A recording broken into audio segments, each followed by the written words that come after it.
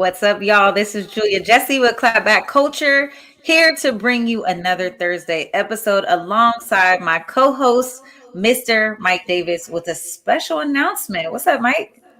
Yes. Tonight, we are doing something special. So the show is going to be a little bit different. I'm actually going to step away to prepare because tonight at 8 p.m., we have a special edition of Writer's Block. We're going to dive into homelessness in Seattle, the politics of it through the lens of the encampment in the Bitter Lake neighborhood. So I'll be joined tonight by Erica Barnett. We have Hannah Scott, and we have Ari McKenna. And we are going to have a panel discussion from journalists that have actually covered the encampment. And we're going to do a deep dive of everything that goes along with that. So tonight, I'm going to step away. And we have a special co-host. So Clapback Culture is still going to be fun for y'all. Yes. Well, good luck on your show tonight, Mike. And we will stay tuned after work or afterwards, after our show, to watch Writer's Block. So get to work, young bull. Got you. All right. Well, have a good show, Julia. All right. So, you guys, we have a special co-host. Can we bring in my queen of Converge, my good sis, Miss Besa Gordon? Hey, guys. Yes. Welcome to Clapback Culture. This is our first time hosting a show together. I'm so happy that you could fill in for Mike. This is a pleasure to have one of the queens of commentary and media, honey. If you guys don't follow her, please make sure to follow her on all her social media. She is hilarious and very talented. Thank you. I'm not gonna front. One of the joys and pleasures of still working from home is I can do things like this. You know what I mean? I can work ahead a little bit, and then all of a sudden, I can do a little editing, and nobody will notice anything. Convenient. Yeah, look, man, it's always good. It's always good. My office is actually talking about bringing in a hybrid schedule, so I'm still going to continue to work from home. So I ain't going back. Working from home is better. Yeah, it's gotten better for me only because since I work in radio, everybody is so social there. So it's like, if I go in right now after not being there for so long, if I see someone, they want to talk for like 5-10 minutes. And it's like, okay, I came here to work and I'm not getting anything done. Not like I don't like my coworkers or anything. It's just you feel like you have to talk and you want to catch up. And it's like 2 hours go by and you've got nothing done. So whenever I do go in the office, I get most of my work done. Such a good before point. I go in. I'm way more productive on my own time schedule, honey. So, but look, let's jump right into the show. You guys, thank you so much for tuning in again every Thursday. We appreciate you coming in. We have a full show for you. And of course, Besa is not going to hold back with her clapback. Hello. We are going to chat about Cat Williams speaking on cancel culture. That's a hot topic. We're going to talk about Senator Joe Manchin and his lack of vote for the People Act or to end a filibuster. We're going to talk about Governor Abbott again, honey. He signed the 1836 project into law on Monday. So we're going to talk about that. We're going to talk about these Karens going in. I guess her husband was distracted by a Burger King employee for having a badonkadonk. We want to talk about that. That's going to be funny. Talking about that with Besa. Amazon is launching a sidewalk, which is a cause for privacy concerns. And billionaire Jeff Bezos makes the decision that he wants to go into space. So I guess if you got a lot of money, sis, you just gonna talk about. You gonna make a plan to go to space. I don't know. I feel like there's some. Obviously we can get to this later, but I have some thoughts on that. Well, save your thoughts. Let's talk about this Cat Williams story. So, did you watch the Joe Budden podcast, the segment with Cat Williams? So I didn't watch the full thing, but I did watch the clip that you guys had, and I kind of agree with him in some ways, and in some ways I don't. But obviously, we're gonna get to that in a second. So let's catch our audience up. So many people are asking if cancel culture will be the death of comedy, saying that woke millennials can't take a joke and are overly sensitive, which could be true or not true. We'll get into that. But a video this week of Cat Williams went viral, and he did a visit on Joe Budden's podcast. He was introducing his movie. After he was prompted with a question to discuss the relationship between cancel culture and comedy. And, you know, right now, comedians are being forced to reckon with old tweets. And, you know, considering if they're appropriate now in present day. So, Cuddy, let's go ahead and take a look. If you ask all of the people that didn't make it to the NBA, if you ask them if we just lowered the goal down another foot, they all tell you they make it. Mm-hmm. Nobody likes the out of bounds, but the out of bounds gotta be there or you'll run up in the stands, right? Mm. So some of these things are for the benefit of everything. Nobody likes the speed limit, but it's necessary. Nobody likes the shoulder of the road, but it's there for a reason. Mm-hmm. My point is, people weren't all that extremely funny back when they could say whatever they wanted to say. At the end of the day, there's no cancel culture. Cancellation doesn't have its own culture. That was people of color. That was us policing our own culture. That was people without a voice being trashed by people just because they had a bigger name than them and more money than them and a better office than them. They could sweep them up under the rug like they didn't matter. I don't know what people we think got canceled that we wish we had back. I don't even know who are they. Mm. It's done for the reasons it's done for, and it helped who it helped. If all that's going to happen is we have to be more sensitive in the way that we talk, isn't that what we want anyway? I'm saying your job as a comedian is to please the most amount of people with your art. So if you want to offend somebody, nobody took those words away from you. Mm-hmm. Dirty bitch ain't been taken away. You can say that, but don't call somebody this word when you know this affects all of these people. Don't use the R word when you really mean people on the spectrum. Don't say this word instead of saying autistic. Don't say this word instead of saying little people. Look, if these are the confines that keep you from doing the craft God put you to, then it probably ain't for you. That's all. Okay, interesting comments from Cat Williams. Besa, why don't you go ahead and weigh in on this? Is cancel culture taking away comedy? I think that cancel culture is taking away a version of freedom of speech that used to be okay back in the day. And when I say okay, people would just be like, oh, you're sensitive. But now people are like, no, that's disrespectful. You can't say that. You should be fired from your job. Not saying that certain things that people say or do are okay. But, back when I watched some of Cat Williams' old comedies or even like Eddie Murphy's and Cedric the Entertainer, like they say things that you can't get away with saying these days. There are so many different comedies that are just now getting dug up out of nowhere. And it's like, nobody had a problem with this in 1998, but we have other people online that are now being introduced to this. And with social media, I think it's made it to where things are, and more opinions are able to go viral. Like you can have one tweet of, Cat Williams saying, poor little Tink Tink, and then get a whole bunch of his, endorsements taken away because that tweet went viral. And now this company has all this extra pressure. There are so many things that happen that people ignore until that pressure is put on whatever the entity is above them. Because Cat Williams, he works for himself. He doesn't care. He's like, you can't cancel me. I'm going to do whatever I want. But I do think that cancel culture is subjective because it's not like R. Kelly didn't get canceled. You know what? Let me not lie. R. Kelly got canceled publicly, but there's a lot of people that still listen to R. Kelly when no one is around. So I think when people do sometimes get canceled, it's more of a you're canceled publicly type of thing. It's more so of a I'm only going to say this at the kitchen table type of thing, but publicly I'm going to speak in a certain way that doesn't offend others.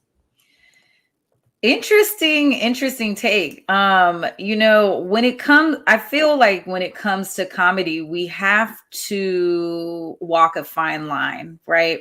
Because it is a joke. And I think, to go into and listen to stand-up comedy, there may be a chance that you get roasted. Okay. Right. Seth Rogen was quoted in an article where he said, if you said a bad joke, if you made a joke that aged terribly, accept it. If you don't think it aged terribly, then say that. There's a lot of comedians that are coming under scrutiny or, for previous tweets or things that they've said in their previous stand-ups, and they are being publicly shamed based on that messaging. So while I agree that there is a place for cancel culture, and I think that it's holding organizations and other entities to be more careful about what celebrities they put into their platforms. I think it's important that when we think about comedy, that we don't necessarily trample someone's art. However, I think it's also important to say what Cat Williams is mentioning is that if your art is to please other people and make them happy, they don't necessarily have to be the butt of your joke, right?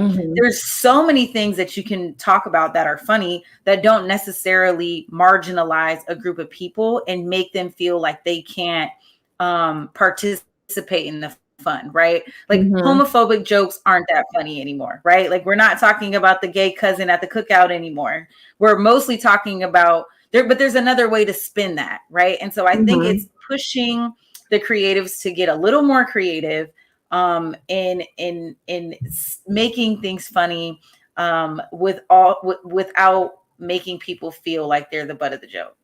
It's like, I want to be able to laugh with you and not feel like you're necessarily laughing at me. When back in the day, it was okay to be laughed at. Like, it would just you're going to get roasted. I mean, that's where cancel culture came from, right? Like, if you think about Black Twitter that's where cancel culture came from. It was Black Twitter. And really, it was about the art of getting dragged or something getting dragged, right? Like when we think about, the barbecue Patty or whatever her name was, like that's where cancel culture like really got its eruption from. But if you think about it, like, sis, we've been canceling stuff for a long time at the kitchen table and everything else. Like in Black culture, we will drag you and tell you like, oh nah, that ain't cute and that ain't right.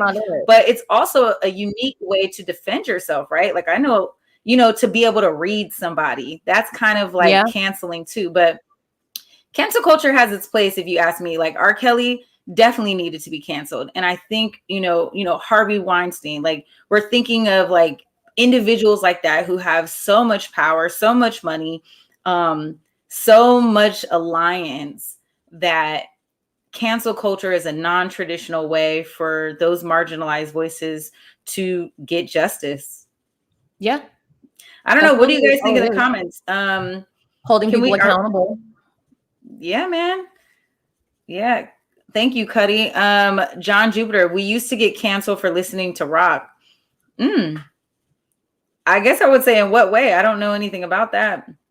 And shout out to all of our loyal followers coming back in. Leon, Chip, I see y'all. Tracy, thanks for tuning in, y'all. Happy to have you here. Yeah, man, cancel culture is it's crazy. So I think we got to come up with more ways to make things funny without being like transphobic or like racist. No lazy jokes is really what it is. Like no more lazy jokes. You know what I mean? Like I think Kevin Hart had that moment when he was calling his daughter a hoe, and everybody was pissed about that. But he thought it was funny. And in that moment, he realized that you can no longer make jokes like that. Like you can't do that and get away with that anymore. And that was his learning and his teaching moment, to where it's like, yeah, I can see why you would think that's funny when you're saying it with your friends, but on a stage, it's kind of a lazy joke. Yeah, it's not cute. So, and shout out to Cat Williams for being so mature and like his growth level. Like, I didn't expect him to have that stance. Like, if you think about the days of pimping, child, I can't imagine Cat Williams coming out saying anything like he did. So he has a new movie coming out, Meet the Blacks 2. Y'all go check that out. I don't know the release date, but go ahead and Google that. That's what he was doing, promoting his show. So shout out to Cat Williams for being a legend in the game. Moving on, we are going to talk about Joe Manchin, and a huge blow to Democrats.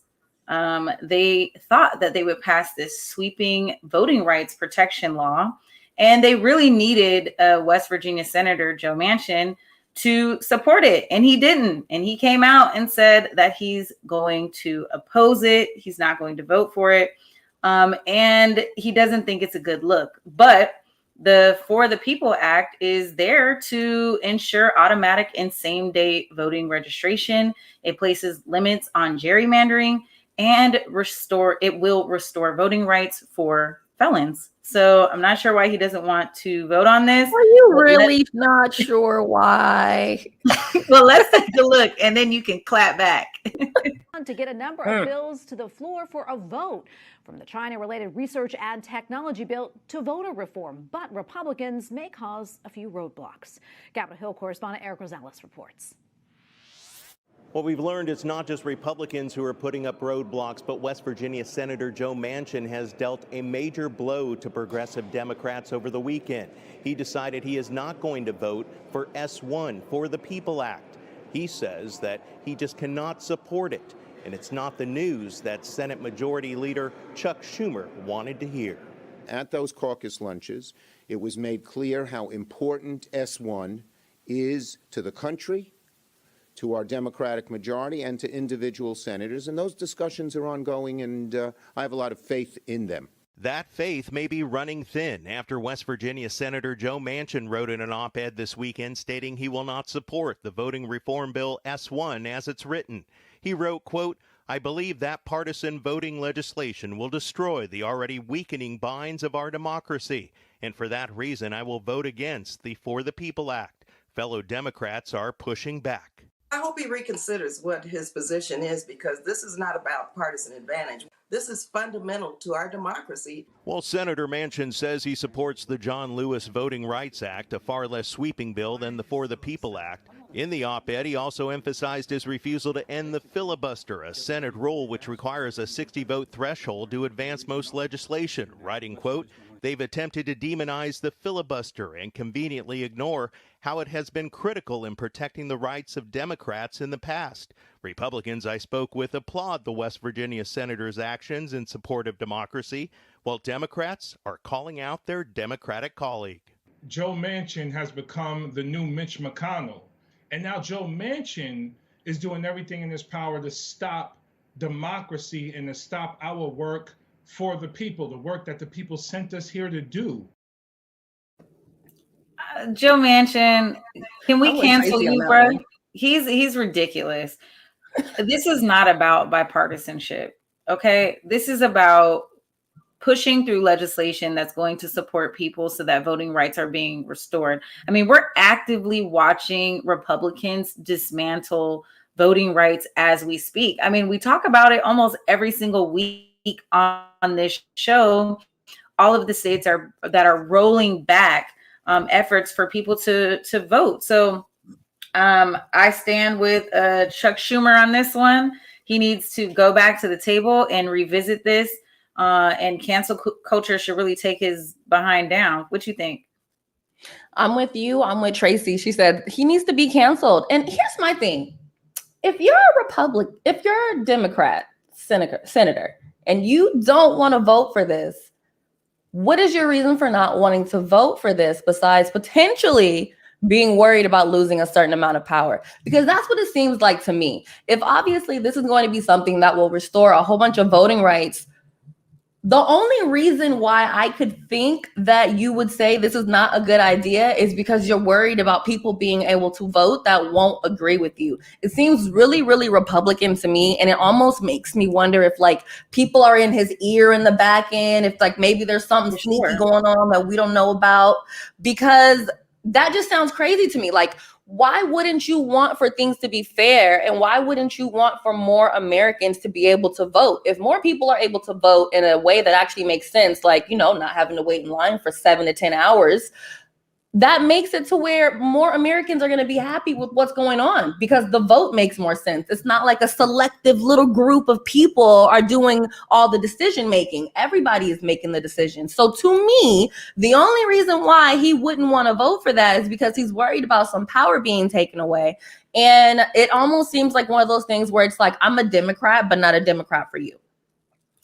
Yeah, I mean, this bill is essential to counter efforts by Republicans in state government to restrict access to the ballot and to make it easy to overturn election results. So this is it's critical, and it's critical that he gets on board and gets on board now. You know, he talked about not wanting to support this bill because he wants to keep filibustering, but filibustering is the same issue as to why just last month that blocked the establishment of an independent commission to investigate the attack on the Capitol. So there's a lot of things in here that we have to consider. And I think if his only or his lack of vote is because of partisanship, I think he's got it all wrong. You know, he said I believe that partisan voting legislation will destroy the already weakening binds of our democracy. Blah, blah, blah. And if I can't go home and explain it, I can't vote for it. Yeah, okay. If you can't go home and explain it and you can't vote for it, you know, and you don't like the bill as it's written, why don't you rewrite the legislation to make something that makes sense rather than just saying, I'm going to vote against it? Why don't you go back to the table and sit with your Democratic colleagues and say, hey guys, I think we should change this to be this and this. Or why don't you just get on board with your party? Because guess what? The Republicans aren't sitting around waiting for you to rally around them. Donald Trump is about to pull up in no time. Okay. And we have zero time to waste. These voting rights are being rolled back state by state by state. And we do need this for the People Act. Mm-hmm. Like I said, there's no reason for him to not do it besides having someone in his ear or not wanting to lose the control. Like you said with the filibuster, if he can't do that, obviously he's going to fill away. So to me, it just really seems like it's a whole matter of control for him, because this is not a good look for you, sir. Yeah, it's not. So I wanted to pull up his voting record. I wanted to see how he voted historically. I couldn't find it right away, but if anybody finds that, DM me. I want to see this guy's voting history. I want to see what type of I just want to that voting record. Well, we're going to move on to something else that's going crazy. Governor Abbott again in Texas, child. If you come to our show long enough, sis, you are going to see that we talk about Abbott all the day is long.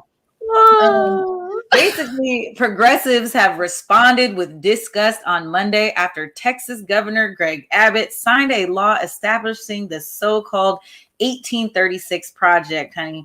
And it's a hot mess. It's said that it's around to promote patriotic education and ensure future generations understand Texas values.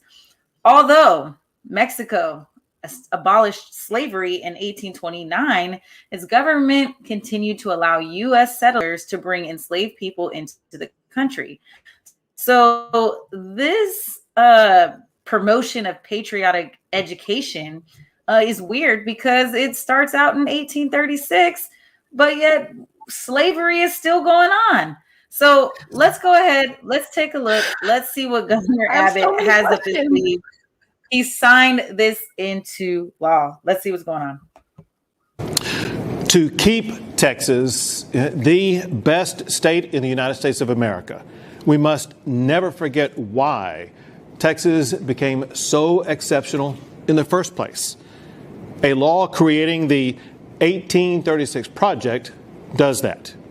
The 1836 Project promotes patriotic education about Texas and ensures that the generations to come understand Texas values. Under this law, every newcomer to Texas who gets a driver's license will also get a pamphlet that outlines Texas's rich history, as well as the principles that make Texas, Texas. The law also establishes the gubernatorial 1836 award to recognize students' knowledge of the founding documents about Texas history. I want to thank Representative Tam Parker for his leadership on this, as well as Representative Serrier, Representative Toth, Representative White, as well as all the members of the Texas House and Senate.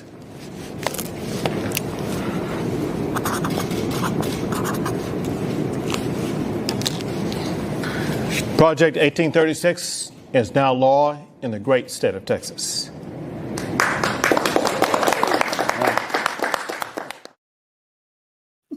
Who was that dude that was smiling like that? Like the smile was creepy. Who asked, was he a cardboard cutout? Sis, exactly. I feel like he is a cardboard cutout of Donald Trump. I mean, the antics of these press conferences that we see, everybody all tight in the frame. It's just crazy. I found a tweet that okay, so hold on, y'all. Let's do a quick history lesson so we can understand why this is even important to clap back around. Run those facts, sis. Here, let me run down the facts. I'm going to go through my notes. So Mexico and Texas were all the same place. Mexico abolished slavery in 1829. The government continued to allow U.S. settlers to bring enslaved people into their country. Now, U.S. immigrants began to outnumber the non-indigenous population. So Texas was like, nah, we got to assert some control. Okay, that included the prohibition of slavery. So then, boom, a war broke out. So between 1835 and 1836, the U.S. settlers revolted and basically, and by 1836 had created an independent slaveholding republic, i.e. Texas. So that's how it all started. Texas broke off from Mexico. They made their own thing because they wanted to keep slaves. Mm-hmm. So you're creating Project 1836 to talk about establishing your independence from Mexico, which is, I think the war is the Alamo. But you could have moved up to 1865 and talked about the importance of Juneteenth, a holiday celebrated on June 19th to commemorate the emancipation of enslaved people in the United States. But that was first celebrated in Texas. You missed the mark. So why are we going back to 1836 when we can empower 1865? I don't get it. I don't. Not only did he miss the mark, he missed the mark about 2 weeks before Juneteenth. So it almost seems like he did it on purpose to me. Sis. I just find it. I find it so interesting that he's like, oh my God, we're going to talk about our rich history. And honestly, I just want to see these pamphlets. Like, I really want for someone to take a picture of that pamphlet and let me see exactly what is in there, because it's so easy to just put out the warm and fuzzy things of your history and what makes you guys so great. But from what you just said, there's not too much great right there. And there's not that much great right about now when you got these Texas freezes going on. And what was that? Like the senator went to like Cancun or something. So I just feel like Texas and what they focus on is just all wishy-washy and it doesn't make any sense. I also don't understand how they keep voting these same people in, but I digress. That is why I still live in Washington State. So, I think at the end of the day, I really just want to see what's in there, because I have a feeling it's going to be something a little more like how, when you have Black history in public schools and you're like, you are missing a whole lot. I mean, this missed the mark in a major way. I wish Omari was on because he's a great historian. He could clap back at this better than probably both of us. But y'all get the point. I mean, go on Twitter, just hashtag Project 1836. Governor Abbott and just the whole state of Texas should be canceled immediately, expeditiously. This is ridiculous. I don't know why you're hosting a press conference to talk about pamphlets that are going to be given out when people get their driver's license. And meanwhile, you're rolling back people's ability to vote. So Texas is a hot mess. And you're right. I mean, we're 9 days from Juneteenth, and this is what you feel like you want to roll out. Like, I'm not shocked or surprised. I'm just disgusted. So girl, like you say, no tea, no shade, but cancel again. Okay. And that's why I stay in my little buttons, yeah, because I'm like, what? And you guys are not rioting over this? Because before we even change subjects, I've seen somewhere that they have like a full-on history class in Texas when you're in like 7th grade. So it was like their history class that they have to take. The book is bigger than U.S. history. So it's like, yeah, sir, you really missed the mark. Matter of fact, you didn't even try. I don't even think you cared about the mark. That's a good point, Besa. It is mandatory in their state in 7th grade that they have to take Texas history. Yeehaw. Well, look, guys, we are going to close and take a quick break. But when we come back, Besa and I are going to turn it up and talk some tea, okay, on some of the stuff that's on the internet. We'll be right back. I know that's right.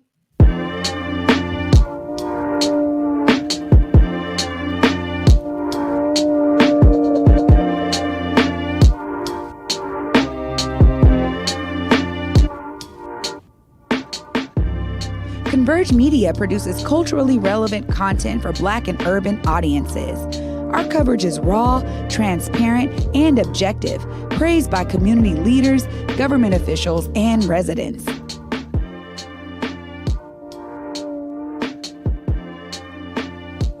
Support Converge Media today via Venmo, Cash App, or PayPal at Converge Media.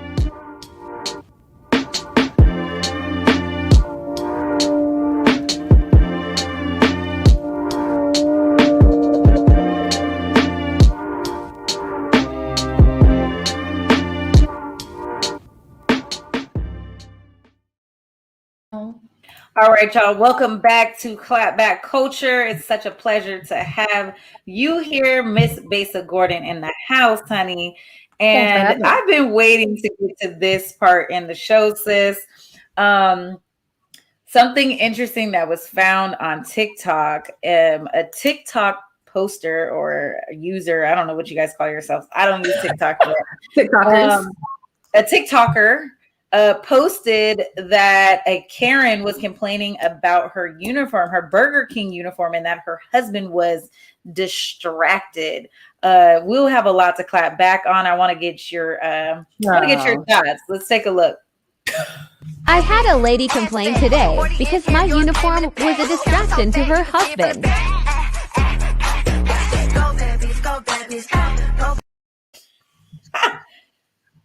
Gotta learn the dances. You gotta learn the dances. Okay. I'm like, what? Am I doing it right? Okay. We want to do a TikTok. That'll be cute. It's gonna take me a long time to get the moves. Get you some wine and then you loosen up. You be like, okay. Okay. I did the. Yeah, that one didn't work for me. My body don't work good for that one. Okay. But I can sway a little bit.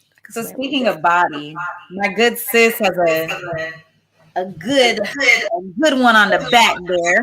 And Happy was distracted. She didn't post the Karen. She didn't post the actual Karen, but this topic has come up on social media quite often, where people are complaining about women who have big behinds and it being a distraction, or like their dress, their uniform is inappropriate.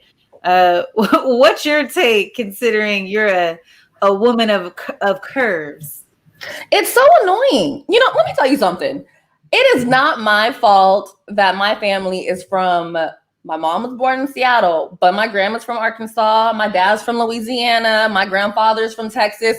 It's not my fault that I got all of this. So that's number one. Number two, the uniform is the uniform. So if Lil Becky Sue over here puts on the same uniform that fits her that I put on, and I just happen to be a little curvaceous, that's not my fault. With all due respect, obviously your husband has roaming eyes for a different type of junior whopper, good ma'am and good sir. She came in there for ice cream and he came in there for buns. And that's not my good sis's fault. It's also not my good sis's fault when they are in school and then someone is like, is this appropriate? And she's wearing jeans and a t-shirt, or she's wearing a long maxi dress. It is not my fault that you are built like SpongeBob. It's really, really not. And I should not have to come out the house in a potato sack to make your husband and his roaming bunny eyes comfortable, let alone yourself comfortable. Because obviously, I'm pretty sure the husband enjoyed his food. Listen, I couldn't have said it better myself. You said he came in for ice cream, he came in for buns. I agree. You know, it's unfortunate that women who are curvaceous feel like they need to dumb down their shape or hide their shape to make outfits look appropriate in different environments. Now, with that being said, Besa, I posed this question to you. You can bring her back in, Cuddy. I pose this question to you. Do you think it's important to dress because you know you have a shape? Do you ever make a decision to wear something like, okay, I'm not going to wear the bodycon dress because I know I know it's going to turn too many heads.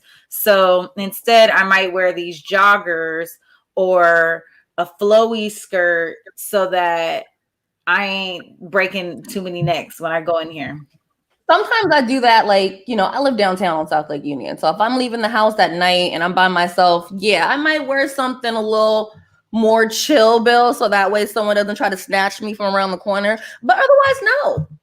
I used to. If I'm keeping it a whole buck, yes. You know, working in corporate America, there was a point where I really like dumbed down my outfits and I would wear things a little bit looser because I didn't want to distract people. But after a while, I was like, this is not my fault. And I have a cute outfit that I would like to wear to work. And if you can't fix your eyes, then maybe you need to have a talk with HR. That's not my problem. Yeah. You know, unfortunately, I still fall victim to, I sometimes won't wear things because I'm like, I know it's going to cause too much attention. Sure. Like, even if it's not tight, I'm just like, people are going to be too attracted to me if I put that on. It's going to draw too much attention and I don't even want that. But it's not because I feel like it's inappropriate. There's a girl I work with and she's very curvy. She's real cute. And she's got really cool style. I hate that she always gets pulled into the supervisor's office because her butt is big and they always tell her that her stuff is like deemed inappropriate because of her shape.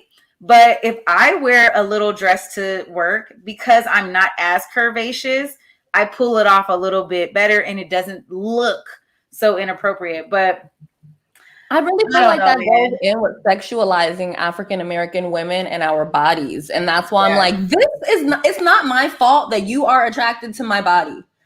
Like it's really, really not. Like I can't help that. I literally one time left the house with no makeup on. My wig was damn near lopsided, and I still had some dude run across the damn street when all I was trying to do was go to Walgreens. Like I can't help that. And for me, it's really annoying especially when you work in corporate America and it's like me and Kimmy over here can have the same damn uniform on, but because she don't got no hips and she has, you know, a flat chest, it looks more appropriate on her than it does on me. That's not my fault. We're just built differently. And you can't, you know, pull me aside because I have curves. First of all, people pay for these curves. Hello. Second of all, I worked out in the gym for this booty to look like this, okay? I don't feel like changing my entire outfit. I feel like it's one thing if I'm going to work and I have like a low cut shirt on, which technically I could do since I work in radio, but I don't necessarily do that. You know, at the most I'm wearing like my little biker shorts, you know, like a long sleeve shirt, which is still curvy in itself. But at the same time, I'm not coming in inappropriate. And those are still moments where I'm walking down the hall and different, people come in for meetings and they're looking at my butt and I'm like, ciao, bye. And you know what I mean? Like, I just got to the point where I had to just ignore it because I want to take cute pictures at work too. Listen, you guys know I'm recently on my weight loss journey. I lost about 40 pounds. So sis got her body back, body with the WDY, honey. And like I'm looking better in my clothes, but you know what it is, sis? It's not even the body, it's the confidence when you put your clothes on. Like, my clothes don't wear me. I wear my clothes. And so when I put my looks and stuff together, it's naturally going to draw a little bit more attention because I know how to dress. I got style. You see me. But that, that can make people feel uncomfortable. But to this young girl, the uniform is the uniform, baby girl. There ain't nothing you can put on to cover up that backside, honey. And guess what? A person like me, I love to see it. Leave it out. If I had a donkey, please believe it would be out and about all the day as long. I mean, you can never have enough booty for me. Like, I just think the derriere is the best part of the shape, honey. So the bigger the better. I'm not gonna walk around with big pants just to make you comfortable. I'm just not. Now I'm uncomfortable because I don't feel confident in my outfit because you feel less than because maybe my body is the one that you want. Like, Karen, go get some shots. No, not just, go get that BBL, Karen. It's down. The tops are bad. BBL. Yeah. BBL. You got a big booty, so you don't even know what the new thing in the industry is. You're not even looking. You're not even. I just want like this. Just look. I do about 100 squats a day. Okay, like I'm working hard for that Burger King bun. Okay. I'm over here just eating fries. Speaking of walking outside, Amazon is launching a sidewalk program, which is going to tap into people's Wi-Fi, and its launch is really causing concern for privacy. Let's go ahead and take a look. Amazon is launching new technology that the company hopes will enhance the performance of some of its devices. The service, known as Amazon Sidewalk, is already raising concerns with privacy advocates. CBS's Nichelle Medina has more. Alexa. If you own certain Alexa-enabled Echo devices or some Ring camera models, Amazon will soon be able to use part of your home's Wi-Fi to create a new network called Amazon Sidewalk. Amazon Sidewalk is a ad hoc mesh network that takes advantage of your Amazon smart devices. CBS News tech reporter Dan Patterson says the new service takes a small sliver of Wi-Fi at homes with certain Amazon products to create a shared network within neighborhoods.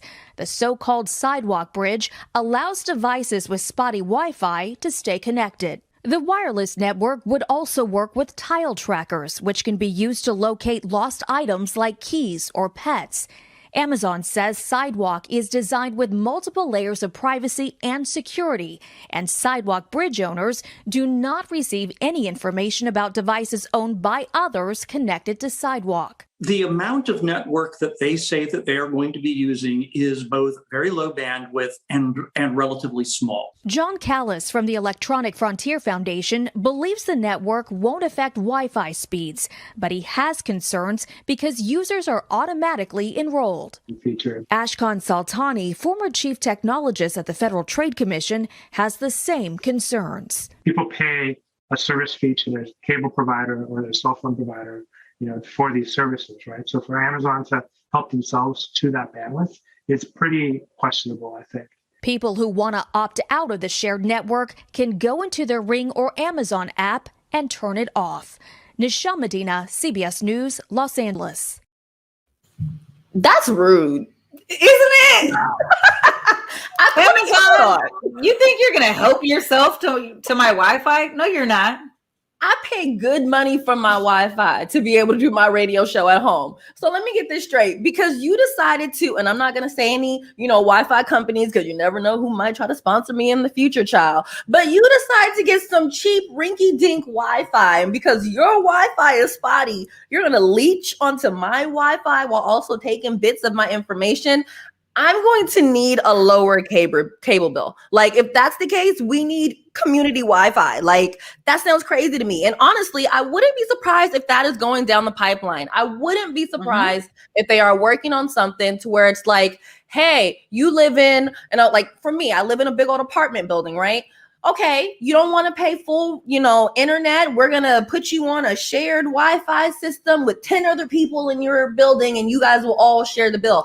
I really would not be shocked if this is the beginning of something like that. And the simple fact that it's making it to where you're auto-enrolled. And I saw that you really only had until today to unenroll. Otherwise, it's just like something floating in the ether. So I really feel like this is like something sinister going on. There's like a lot of sinister thing going on around here. And I don't like that. I think I'm with this guy, John Callis, who is just saying it's just a bit rude that I don't get to I'd rather opt in than opt out. And can we put up Chip's comment? Thank you, Chip. As a tech expert, this is somewhat fake news. This will actually benefit us. But yeah, just like AT&T and Comcast, you have no choice but to give up a tiny bit of network. Now, I agree with you, Chip. It almost, Amazon, I just feel is like pushing it to the limit. They just continue to push us over and over and just take a little bit by little bit. Now, I'm not a fan of Alexa.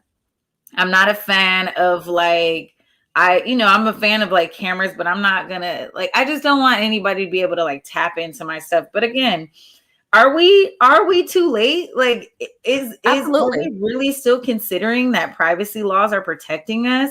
I think at this point in the digital age, nothing is safe. Nothing is our own. If you want to be private, don't use the internet. Don't use technology whatsoever. But yeah, I mean, if Amazon is going to go ahead and tap in and use a little bit of Wi-Fi or any other cable company, let's just keep that same energy with my bill. Like, internet is so expensive. If we can reimagine what my internet bill looks like, I'm with that. Like, I'll opt into that. You can automatically enroll me into that. Yeah, and honestly, this is very on brand for Amazon, because isn't Amazon the company that's making it to where at certain Whole Foods you can pay for your stuff with your hand? Like, you can literally take your hand. Like, if you go to the Whole Foods right by my house, as soon as you walk in, there's a little kiosk, and then there's a woman. It's always this woman with a little ponytail, and it's like dirty blonde. I see her every single time I go in there. And they have their mask on, and they allow you to sign up to be able to pay for your groceries with the palm, real sci-fi like. I'm not ready for the. But now it's your whole hand, or they have they're making it to where at some point you might not need your ID anymore because you'll be able to use your phone as your ID. Like, so I'm like, there's these little things like this. It just gets us used to what's really happening, because by the time it happens, like, we're already here. We're already here. It's already happening, and there's no way to combat it. Leon, respect, brother. We on the same page. It's not a big change. Like, it's already happening, to your point, Besa. This is just get comfortable. Just relax, put your feet up. Amazon is being courteous by letting you know they're tapping into a little bit of your Wi-Fi and they're using it. So I think whether you opt in or opt out, it probably doesn't matter, because they've already tested it, sis. And guess what? I'm sure people aren't going to figure out how to opt out. Like, are you really going to take the time to go read the fine print to opt out? Probably not. I'm not. I didn't. I mean, I don't know. It's because they're going to find another way to take it anyway. So I'm just like, you know what? Chip said Bionic Woman, Q theme music remix. Facts. Oh man. Mama Harriet, God gave me a good computer. It's my brain. Amen. Oh, that's right. Amen. And you know what? These computers are shutting us down to where we're not reading any more books. So that's terrible. Let's do our last topic is on former CEO Jeff Bezos. The man got so much dough cheese. His company is tapping into our Wi-Fi. Meanwhile, he wants to go to space with all his good money. Let's go ahead and take a look. Breaking news we told you about. Amazon CEO Jeff Bezos announcing this morning that he is going to space He's not going alone. He's taking his brother with him. And they're going to take off next month. TJ Holmes has that for us. Robin, everybody's trying to get out this summer. Take a trip. Everybody's planning vacation. When you're a billionaire, though, just going to the Bahamas again just doesn't do it for you. So let's go to space. That's what Jeff Bezos is going to do. He's going to be aboard this New Shepard capsule. This is a part of his company, the Blue Origin company, his space tourism company he's been working on for the past decade. It's going to take 6 people up. He announced this morning he is going to be one of them. Take a listen. If you see the Earth from space, it changes you. It changes your relationship with this planet, with humanity. It's one Earth. I want to go on this flight because it's a thing I've wanted to do all my life. It's an adventure. It's a big deal for me. It is a big deal, guys. And again, this is a capsule that's going to take 6 people up. That was the plan. They've actually been bidding, had an auction for 1 seat. It's up to $2.8 million. For that 1 seat somebody has bid on to be on board. Didn't know that Jeff Bezos was going to be sitting next to him. Now, this thing, if you can make it out here, it has these huge windows here. Each person gets their own seat with their own window that they'll be able to look out when they go up. Now, how long is Jeff Bezos going to be gone? So you all remember when you said Good Morning America at 7 a.m.? Yeah. If he'd have left then, he'd be back already. The trip is only 11 minutes.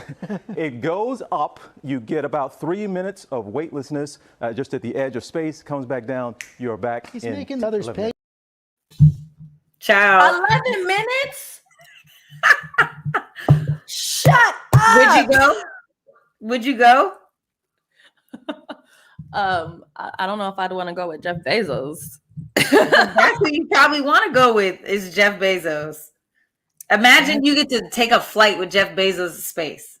Oh my God, I'd have so many questions. That 3 minutes, it would be loaded with questions. But no, I want to go because I want to see what's out there. And I feel like there is a reason for why all these billionaires and CEOs are stepping down and now they're trying to go into outer space. They're flying, they're putting robots up there. They're just sending all type. They sent somebody from Seattle to outer space recently. So with them making this so much of a normal thing, to me, I feel like, what do you guys know that we don't know? Because there's a lot of interesting things going on to where now all of a sudden you're like, hey, let's go up to space. When before it was like, this is not a thing that we would normally do. Rado said 11 minutes isn't enough. I'm telling you, I'm not going. Okay. Don't ask me. Do not ask me to go. I'm not going. I love Michael Strahan in that clip. If you guys go back and watch the clip, you just see him and the rest of everybody. It's like, this is a taboo subject for Black people. Like, we're not going to space, y'all. Like that, it's just not happening. No tea, no shade. That's not happening. We're not sitting around supporting 11 minutes in space. 2.8 million. I'm thinking about, this is just, bruh. It's the things that we put our money into while we still have people in Flint with jacked up water. That part. How about just that part? I was going to say more, but we can start there. Let's just get into your philanthropy. California gets some rain. You know, there's just a lot of things, or even in Miami. Apparently in Miami, someone bought up some trailer parks down there because, you know, like the moratorium is like going up in a lot of places. So somebody bought up a bunch of trailer parks that had a lot of people that were low income living in there, and they have to be moved out pretty soon. I just feel like when people are like, oh yeah, we're going to spend such and such billion dollars to go into space. Obviously, it's not my job to tell you how to use your money, but I can't help but once again be like, Flint still does not have clean water. And to Leon's point, Bezos could take care of both. You could take care of water in Flint and then go to space.